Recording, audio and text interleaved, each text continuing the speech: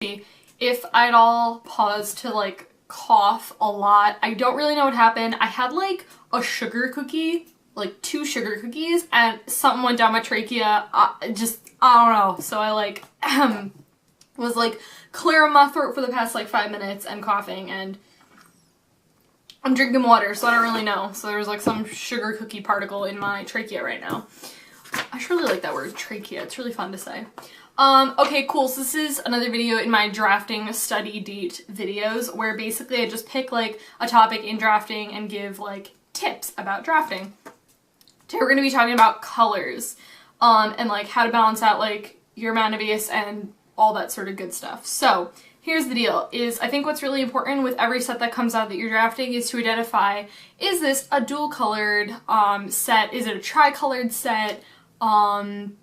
Is it a 4-color set? Can you get away with 5 colors? Can you be a savage? And how do you do this? What do I mean by that? So basically what I'm saying is if you have a set that lends itself to a lot of mana fixing, the Wizards is probably pushing you to go 3 colors. Or if you're doing like, you know, when you have like the, I don't know what they're called, like the Naya and like the Jund and like the color combination lands, those tri-lands or whatever. If you have a set with like tri-lands and other mana fixing, you can say, huh, I think Wizards is leading me to go into 3 color because they have these lands, whatever. Gain lifelines, for example, too, those like tons of those gain lifelines, you could look at those and be like, okay, sweet, a lot of those are being, you know, are in the set, so Wizards is pushing you to go into 2 colors.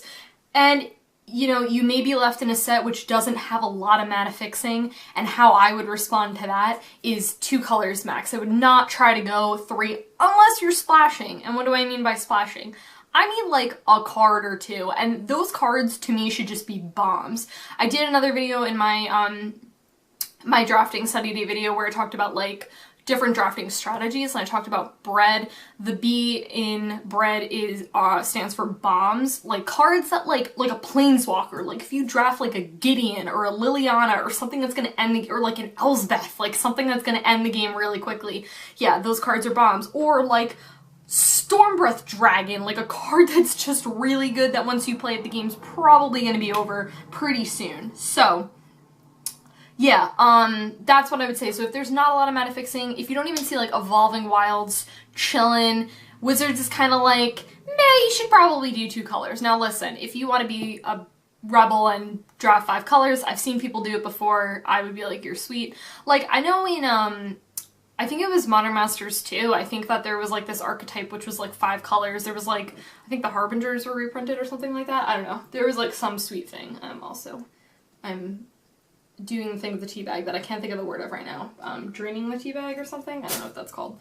Or I can't think of the word right now. This is gonna be so hot. I'm gonna regret this. I'm gonna put that down. Okay, cool. So another really important thing to do when you're fixing your mana base with your colors is count how many symbols you have versus how many lands. So what do I mean by this? You have, hold up, what? I can't read my own handwriting. Okay, cool. I understand. You have 15 red symbols. Now, what I'm talking like this is, say you have a card, I'm going to pick on Stormbreath Dragon because I know Stormbreath Dragon has double red. You wouldn't look at this card and say, oh, there's 1 red mana symbol, like, duh, come on, basic math. There's 2 red mana symbols. You wouldn't count this and say, it's a red card. Well, no frickin', yeah, it's a red card. I understand that. What I'm saying is that there's 2 red symbols in there. You would count those as 2. You would do that same thing and you would count all of your mana symbols, and you have 15 red mana symbols. Really messed up the math and I had to fix it. But we're talking about in a drafting situation where in a 40 card deck, you know, 17 is my sweet spot on lands. That's just kind of like what I like to do, right? So you've got 17 lands. You have 15 red mana symbols. So let's just say you want to do 10 mountains. That's a pretty fair ratio. And then you have 10 white symbols. You're going to do 7 plains. I was about to say islands, and I was like, wait, hold up, that doesn't work.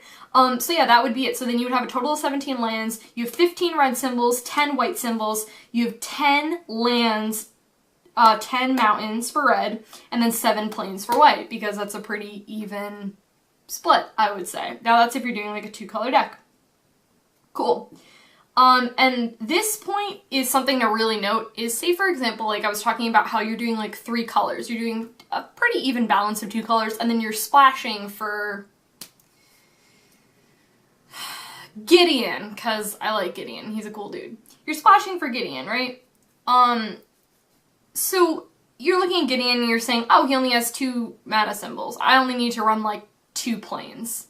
Nah, B. Run more than you think you need. So like in that example, I said, I have 10 white symbols, but I'm running 7 planes. You may look and say 10 and 7 are pretty close together. Always run more than you think you will need, because there will be an instance where you're like, damn, I have like 20 cards left in my deck and only 2 of them are planes. Like, the likelihood of, this isn't Yu-Gi-Oh! Where you just heart of the cards. It just doesn't work like that. So, which I say this because I've actually been rewatching a couple episodes, and because it's just terrible, but I like love it, and so I watch it. It's I don't know, but yeah, always include more, you know, when you're doing this, especially if you're splashing. Like, especially, don't be like, I have 1 red symbol, I only need 1 mountain. Like, no, always do that. Another thing too with colors, I would say, I didn't have this on my list, but always pick like mana fixing. Do not be like me and be like, draft all the removal, because this is what I do, is I draft so much removal I forget to draft creatures and I forget to draft mana fixing, because I'm like, but this removal card, and I'm like, Tracy, just freaking get the fixing so you can cast your things. I'm really bad about that when I draft, because I'm like removal happy. So make sure that you're getting things to balance out your colors, even if it's just like an Evolving Wilds. I keep picking on Evolving Wilds just because that's something that they tend to reprint in a ton of different sets. But really, I would say the ultimate thing with colors and stuff is just straight up balance. I mean, again, if you have like 20 white symbols, I mean, don't run like 3 planes. I mean, like, that should just be common sense, right? Like, you want to make sure you have a pretty even, fair balance. What I actually like to do is I will like take a sheet of paper, like I have my notebook with me where I keep down life totals, and whenever I draft, I like tear out a sheet of paper and I actually write there, like I count my symbols, I lay my deck out, I count all of my colors, and then I'm like, okay, cool, let's ratio, let's math this kind of thing out. But once you like draft a lot, you get into like this, you know, formula. Like when I did, I don't know if I've actually done this video yet. I think I did. The other drafting video where I talked about like balancing out, yeah, I think I did this, balancing out like numbers and stuff like that. Like I said, like 17 lands, like you'll get into like the habit of like doing that. But yeah, guys, that was it. That was it for talking about drafting, colors, drafting sweet. I really like it. I really miss doing it. It's definitely like a really fun thing to do. But I just think it, you know, like everything, it's all about like doing it. The more you do it, the better at it you're gonna get. And yeah, I will talk to you guys later.